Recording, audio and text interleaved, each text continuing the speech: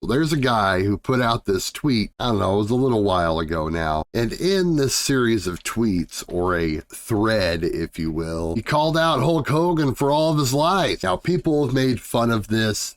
There's been many videos made about this. I even did a short about this just a couple weeks ago. But today we're going to do all the Hulkamaniacs a huge favor, brother, and we're going to defend all of Hulk Hogan's lies. My name is The Brand. This is Pro Wrestling Planet. Let's go ahead and get started. So like I said, this guy on Twitter, his name is Alan, apparently. This is what the tweet starts off with. The wrestler director Darren Aronofsky offered him the lead role 3 times. Hogan claims it turned it down because he didn't deserve it. Aronofsky categorically denies that Hogan was ever even considered for the role. You ever stop and think that maybe Hulk was thinking about a different movie altogether? Darren Aronofsky, who knows who that even freaking is anyway? Like, Hulk was probably just like, yeah, I was offered a role kind of like that or whatever. I mean, come on, it's Hulk Hogan.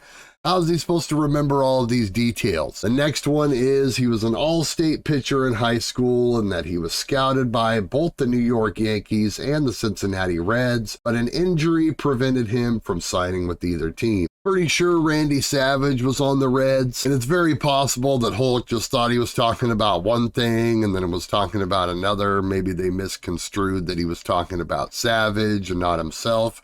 Or maybe he was just confusing their 2 lives, who knows? Hogan claims that he's the one who first noticed Kevin Owens' potential. The quote is, "Well, I hate to brag about it, but I'm the first one to point the finger at Kevin Owens." And then this guy adds, after a decade of solid work in the indies. Don't you think it's possible that he meant that he was the first person who noticed him, like, out of, like, the people around? Like, okay. Like, by that time, obviously, Triple H had brought them in. So you could technically say that Triple H was the first one to notice him on like the big scale, but maybe he was the first to notice him out of his buddies. I mean, come on. Hogan starred in Mr. Nanny and Santa with Muscles. Hogan claims that he rewrote both scripts entirely, only to have his writing credits stolen from him by the Dastardly Writers Guild. Maybe he did rewrite them. We don't really know. Maybe to him, rewriting was just like reconfiguring the story, and then the actual writers. I mean, I'm pretty sure that that's what Hulk means here. Hogan says he used to fight Pride Fighters in the 70s. Pride Fighting Championships was founded in 1997.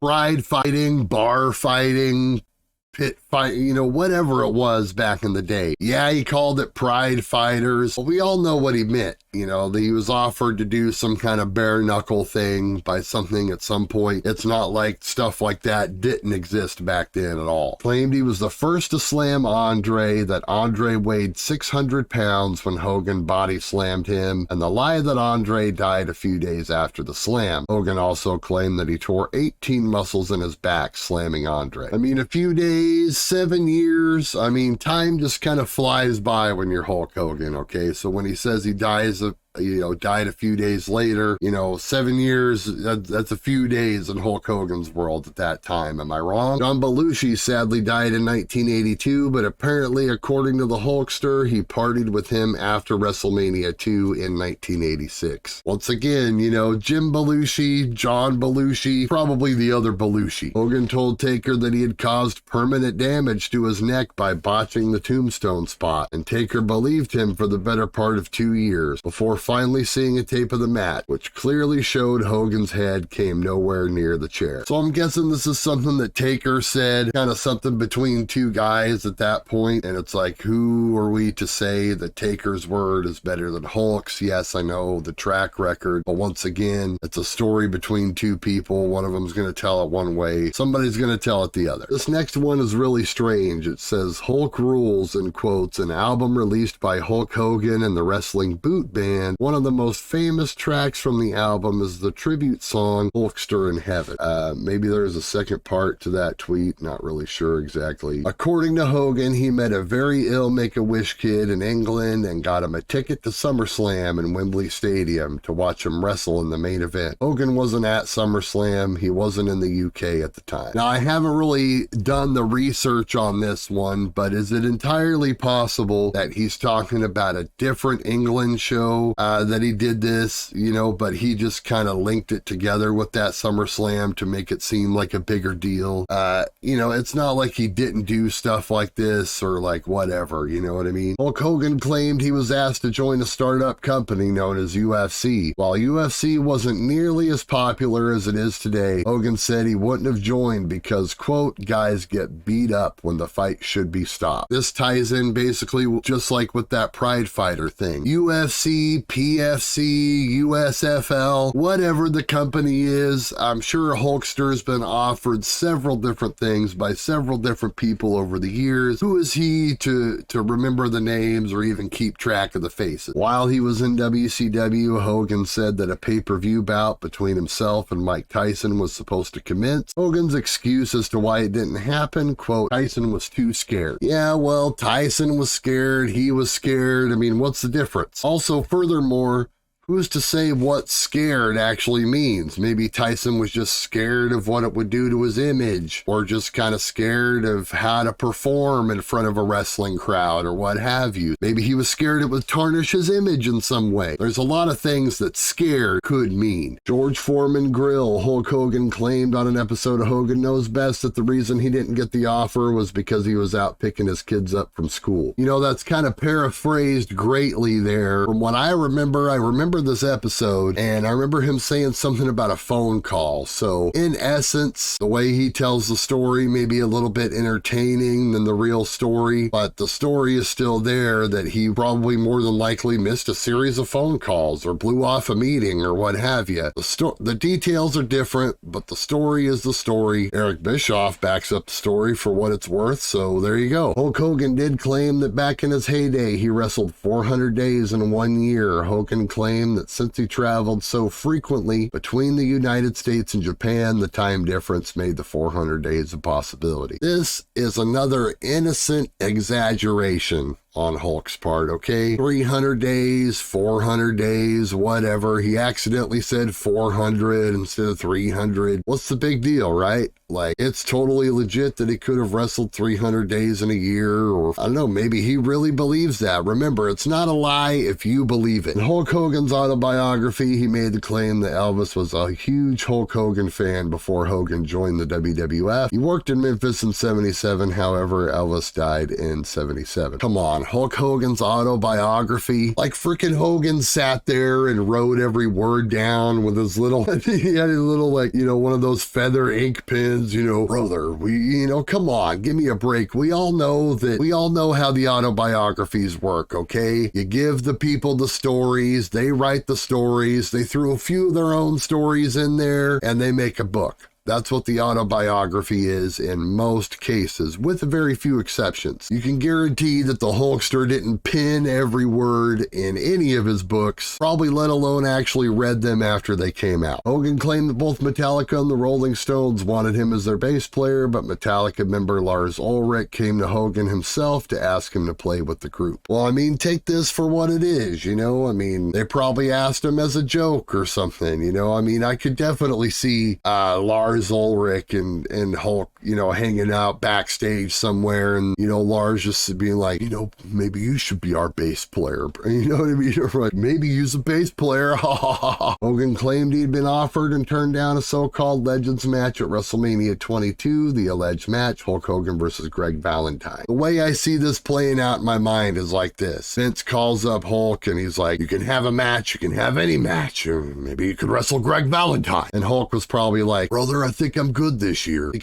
Dude. When he ran for president, Leno asked Hogan about his platform. Quote, flat tax, brother. Jay asked him to explain it for the folks at home. Hogan stammered before coming up with 16%. Jay asked how come he came up with that number. He mumbled something about 16% being higher than 15%. So this is like some sort of blunder that he made, an error in speaking. I don't really see where it's even a lie. This is just kind of thrown in here for fluff. Come on, Alan. You You could do better than that, brother. Hogan claimed he was blackballed from Hollywood because he turned down a gay producer's advances in the 1980s. Who didn't get a gay producer's advances in the 1980s? I mean, come on. He claimed he came up with the idea for the NWO, but he wanted it to be him, Booty Man, and the Nasty Boys. I see this as being something that Hogan probably pitched pre-NWO, since it was kind of like right in the wheelhouse of that era. Definitely sure it wasn't the NWO. Maybe he just suggested, well, maybe we could do that group I was talking about with me and Booty and the Nasty Boys, brother. What about that? He claimed Harley Race came to the arena with a gun in Kansas City in the 1980s and setting the ring on fire. And then when he ran into Hogan, he shook his hand, thanked him for all he had done for wrestling, and asked for a job. This just sounds totally wild, and I can guarantee you this is probably just some kind of like he was out of it, really tired or something when he made this statement. I'm really not sure how to defend this one at all. He sat next to Kerry Von Erich on a flight to Japan 72 hours before Kerry killed himself. He quite possibly flew with Kerry Von Erich to somewhere at some point in time. Can't really deny that. They were both in the WWF at that same time there in the early 90s. So now, was it 72 hours before his death? Who knows? Probably not. That's probably not exactly accurate. But like we've seen in all these other tweets, Hulk Hogan doesn't actually have the best concept of time, if you know what I'm saying. He claimed he was the wrestler responsible for the WWF first selling merchandise. He had to talk Vince into it. I kind of see this as being something that just got kind of slightly misconstrued. Maybe he had some sort of other idea for the merchandise, like the merchandise catalog or something about how they did the merchandise or what have you. Not necessarily the idea of merchandise itself, but once again, just embellishing a little bit. Not necessarily a lie. He had some kind of idea about merchandise though at some time, so he wants to take credit for it. Give Hulkster a break. He claimed he was banned from Letterman because he stopped Letterman from hitting on Linda Hogan. Hogan has appeared on Letterman many times. Maybe Letterman did hit on her. You also got to think about the span of Hogan's career. I know there in the late 90s, since WCW had a thing with Leno and NBC, he wasn't doing Letterman or anything like that at all, so it's very possible that this is something he said during that period of time. Just a random guess though. He said he used to be 6'9", but now after his back and knee surgeries, he's only 6'4". I think this is actually scientifically possible, maybe not exactly. You know, maybe he doesn't have the measurements exactly quite right. Perhaps he has shrunk an inch or two over time due to injuries or what have you. Once again, numbers aren't Hulk's best friend. He was going to commit suicide, literally had the gun in his hand, pointed at his head when he got a call from Layla Ali. He took as a sign he should try to stay alive. I mean, this is just kind of weird to include in this list, you know what I mean? Like, who's to say the guy wasn't going to commit suicide or what, you know what I mean? Like, that's just weird.